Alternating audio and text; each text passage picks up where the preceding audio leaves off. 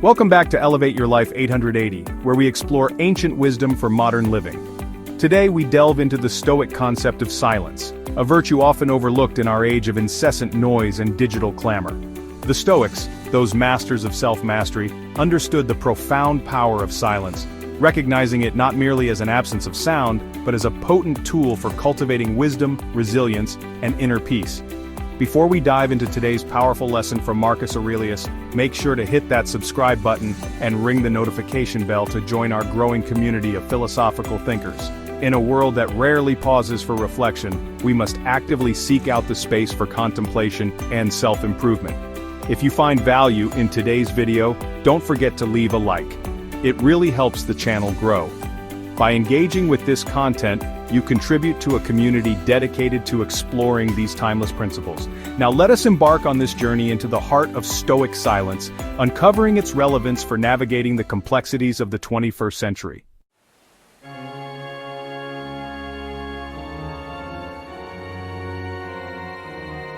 Anger, a primal force capable of both destruction and, when harnessed correctly, positive action.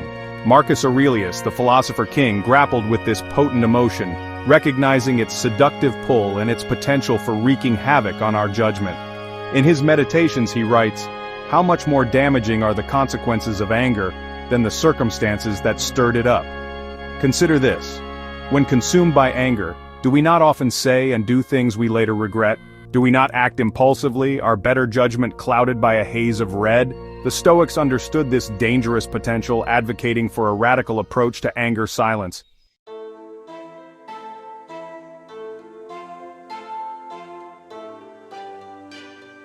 Marcus Aurelius, a man who bore the weight of an empire, understood the importance of mastering his emotions. He wrote, "The greatest revenge is to be unlike him who performed the injury."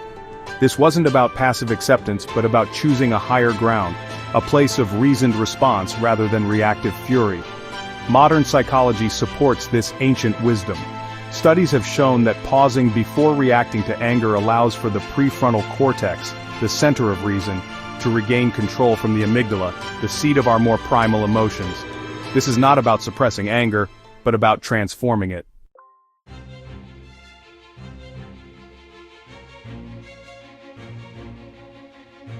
We live in an age of instant information, a ceaseless torrent of data flooding our senses.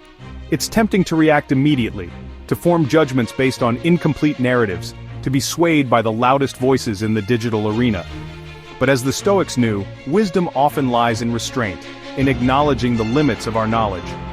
Marcus Aurelius in his Meditations reflected on the importance of seeking truth, of not being swayed by appearances. He wrote, "If you are distressed by anything external, the pain is not due to the thing itself, but to your estimate of it, and this you have the power to revoke at any moment."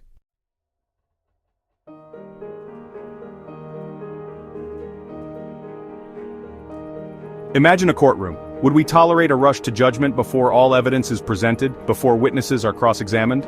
Yet in the court of public opinion, fueled by social media, we often witness this very phenomenon. The Stoics offer an antidote: silence. By embracing silence, by resisting the urge to react instantaneously, we create the space necessary for thoughtful consideration. We can ask ourselves, what information am I missing? What biases might be coloring my perception? This disciplined approach to information allows us to become discerning consumers of knowledge, rather than passive recipients of whatever narrative is being spun.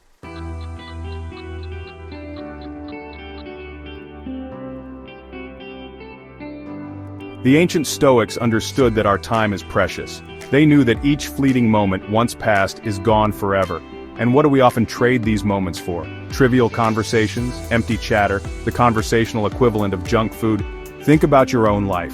How many hours have you wasted on discussions about the weather, the latest celebrity gossip, or the most superficial of topics? These conversations, while seemingly harmless, chip away at our finite time on this earth. The Stoics would argue, and I would wholeheartedly agree, that this is not how we were meant to use our most precious resource.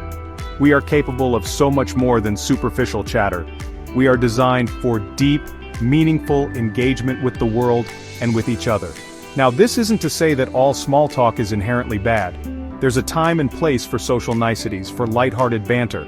But we need to be acutely aware of when these conversations are pulling us away from more meaningful pursuits, from the conversations that truly matter.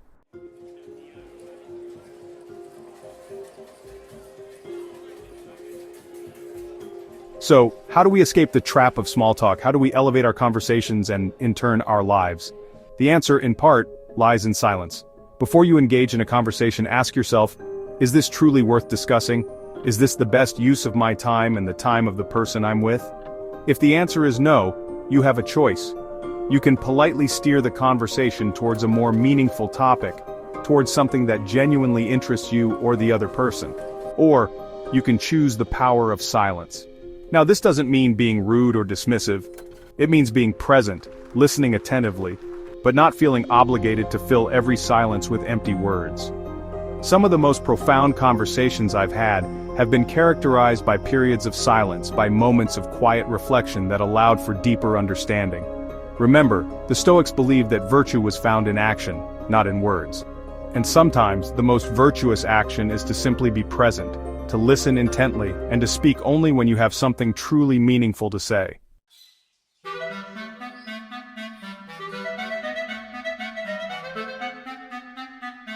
Emotions are powerful forces. They can overwhelm us, cloud our judgment, and lead us down paths we later regret. The Stoics understood this well. They saw the human condition as a constant struggle against the tyranny of our passions, against the storms that rage within. Think of a time when anger consumed you, when fear paralyzed you, or when grief threatened to swallow you whole. In those moments, it's easy to feel powerless, like a ship being tossed about by waves beyond our control. But the Stoics offer a different perspective. They remind us that we are not our emotions. We are not the anger, the fear, or the grief itself. We are the observers of these emotions, the captains of our own ships. And like a skilled captain, we can learn to navigate these turbulent waters. This is not to say that we should suppress our emotions or deny their existence. Emotions are a fundamental part of the human experience. But we don't have to be slaves to them. We can learn to master them.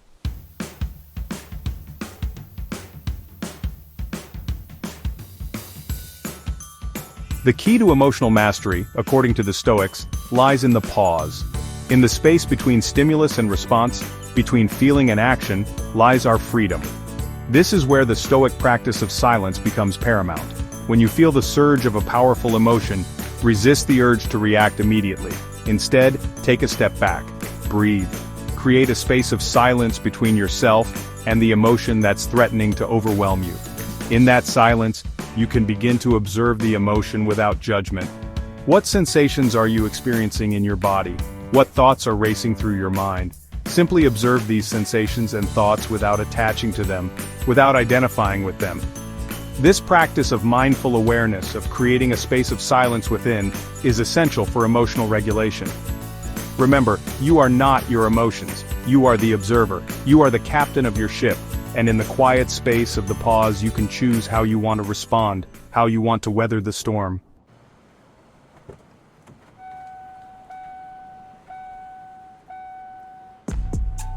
We live in a world that often demands certainty. From politicians to pundits, we're bombarded with declarations of absolute truth, of unwavering conviction. But the Stoics, ever the proponents of wisdom and reason, recognize the danger in such unwavering certainty. Marcus Aurelius in his Meditations wrote, "The first rule is to keep an untroubled spirit. The second is to look things in the face and know them for what they are." This recognition, this willingness to look at the world with clear eyes requires acknowledging our own limitations. It means accepting that we don't have all the answers, that certainty is often an illusion, a shield we use to protect ourselves from the discomfort of doubt. But true wisdom, the Stoics argued, lies in embracing uncertainty, in acknowledging the limits of our own knowledge. Think about it. How often have you been absolutely certain of something, only to be proven wrong later on?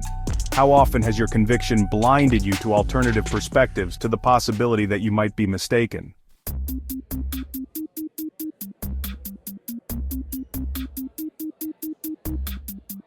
Now, this doesn't mean that we should wallow in doubt or indecision. The Stoics were not proponents of inaction or paralysis, but they understood that true confidence stems not from an absence of doubt, but from the ability to hold doubt and certainty in equal measure.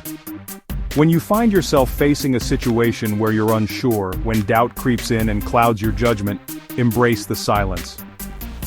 Resist the urge to fill the void with hasty pronouncements or ill-informed opinions. Instead, allow yourself the space to say, "I don't know." There's a profound humility in those three words, a recognition that we don't have all the answers. And in that humility, in that space of not knowing, we open ourselves up to learning, to growth, to a deeper understanding of the world and our place within it. Remember, the Stoics believed that the pursuit of wisdom was a lifelong endeavor.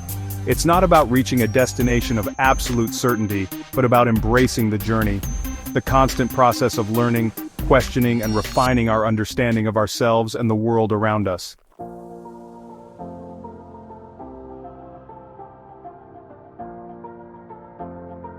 The human tendency to judge is a powerful force. Like a shadow, it follows us everywhere, whispering doubts and criticisms in our ears. We see the flaws in others, the imperfections in their actions, and it's easy to feel the urge to point them out, to correct them, to offer our unsolicited opinions. But the Stoics offer a different perspective, one grounded in self-awareness and the pursuit of wisdom. Marcus Aurelius, the philosopher king, wrote extensively in his meditations about the importance of taming the critical mind. He understood that judging others often stems from our own insecurities, our own need to feel superior or in control. It's a trap, you see, this constant evaluation of others. It distracts us from our own shortcomings, from the work we need to do on ourselves. Before you unleash a torrent of criticism, ask yourself, is it truly necessary? Will it genuinely help the person, or will it simply satisfy your ego, your need to be right? Remember, unsolicited advice is rarely heeded, and criticism, even when well-intentioned, can wound deeply. Choose your words carefully, and even more importantly, choose your silences wisely. There's a difference between criticism and feedback. Criticism often comes from a place of ego, a need to assert your own superiority. Feedback, on the other hand, is rooted in a genuine desire to help, to offer constructive advice that can lead to improvement. Before you speak, ask yourself, am I speaking from a place of love or a place of ego? Is this feedback truly needed, or am I simply indulging my own need to be heard?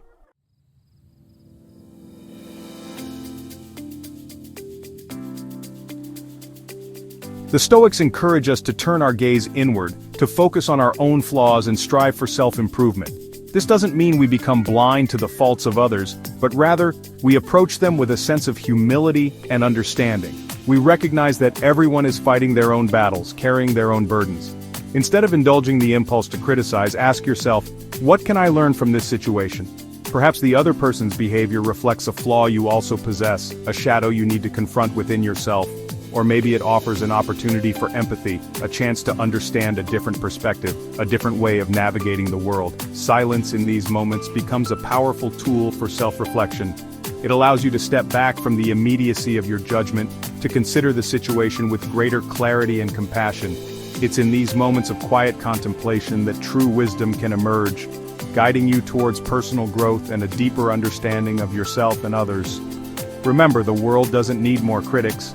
It needs more builders, more creators, more individuals committed to self-improvement and the betterment of humanity. So, the next time you're tempted to criticize, choose instead the path of silence, introspection, and constructive action. Focus on your own growth, and let your actions, not your words, be your loudest testament.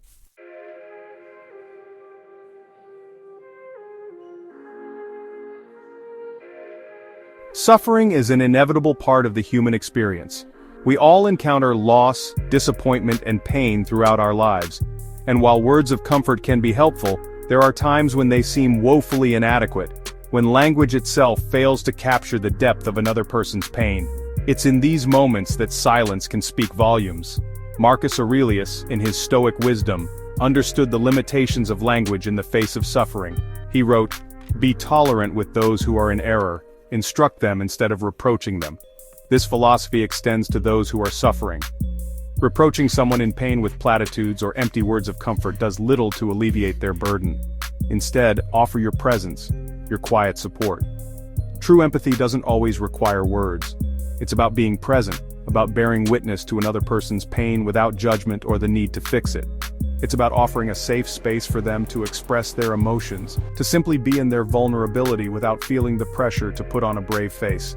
Sometimes the most compassionate response is simply to listen, to be fully present with the other person, to absorb their pain as if it were your own.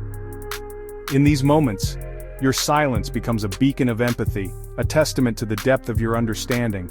It's a way of saying, I see you, I hear you, and I'm here for you, without uttering a single word.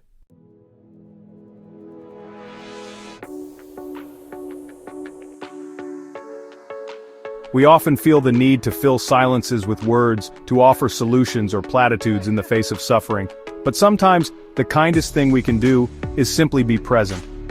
To sit with the other person in their pain, to offer a shoulder to cry on, a listening ear, a comforting presence. Marcus Aurelius, in his Meditations, reminds us, waste no more time arguing about what a good man should be. Be one. This powerful message applies to how we support others in their suffering. Don't waste time trying to find the perfect words. Instead, simply be a source of comfort, a pillar of support. Your silent presence can be more powerful than any words you could offer. It conveys a depth of understanding and compassion that transcends language. It allows the other person to feel seen, heard, and supported, without the pressure to respond or explain their pain. Remember, true strength lies not in having all the answers, but in showing up for others with an open heart and a willingness to simply be present in their pain. So the next time you encounter someone suffering, resist the urge to fill the silence with empty words. Instead, offer the gift of your presence, your silent support, and your unwavering compassion.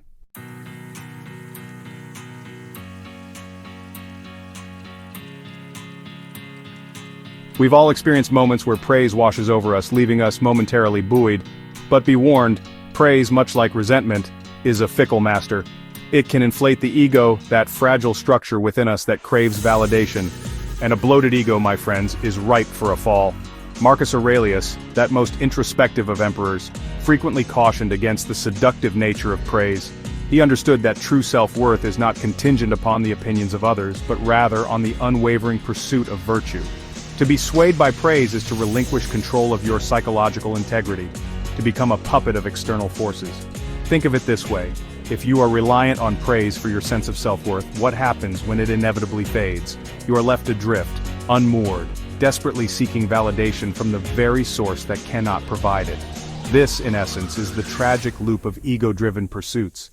Instead, cultivate a quiet confidence that stems from within, from the adherence to your own principles. Let your actions be their own reward, your striving for excellence its own justification. Only then can you stand apart from the fickle tides of external validation.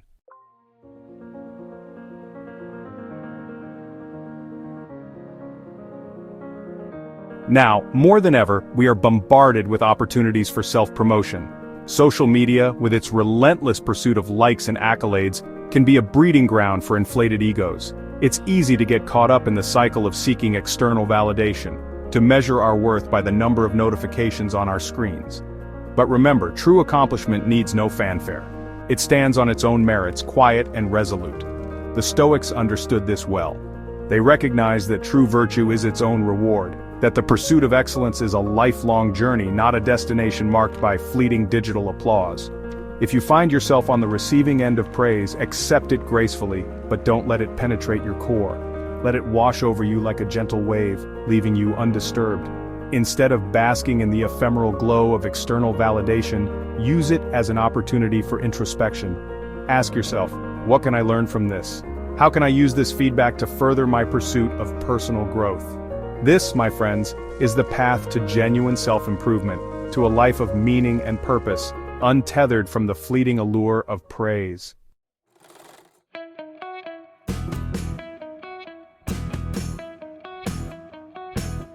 In the tapestry of life, promises are the threads that hold everything together. Each promise made, whether to yourself or to another, is a sacred vow, a commitment to uphold a certain standard of behavior. To break a promise, then, is to unravel the very fabric of your integrity. Marcus Aurelius, ever the pragmatist, understood that our capacity for self-control is finite. He recognized that we are prone to temptation, to the allure of immediate gratification. This is why he placed such high value on the principle of discipline. of carefully considering our commitments and only making promises we are certain we can keep. Think of it this way.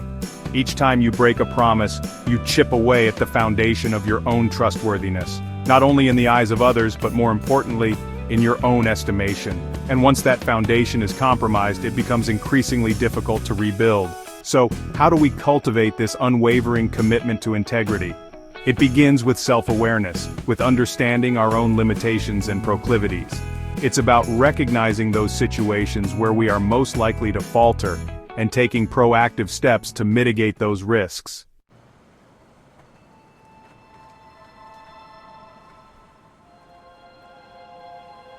We live in a culture that often glorifies impulsivity, the immediate gratification of our desires. Yet, the Stoics remind us that true freedom lies not in succumbing to these base urges, but in mastering them. And mastering our impulses begins with honoring our commitments, with demonstrating the fortitude to keep our word, even when it's difficult. Consider the ramifications of a broken promise. It erodes trust, breeds resentment, and creates a ripple effect that can extend far beyond the initial transgression. It diminishes not only your reputation, but also your own sense of self-worth. The next time you find yourself tempted to break a promise, pause. Take a moment to reflect on the long-term consequences of your actions.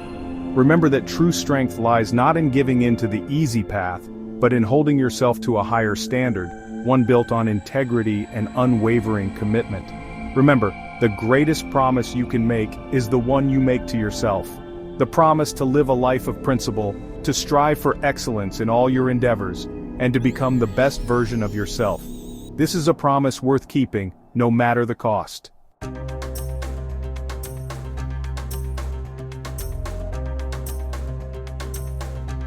Well, we've journeyed together through 9 distinct situations, where the Stoic practice of silence can serve as a powerful tool for navigating the complexities of life.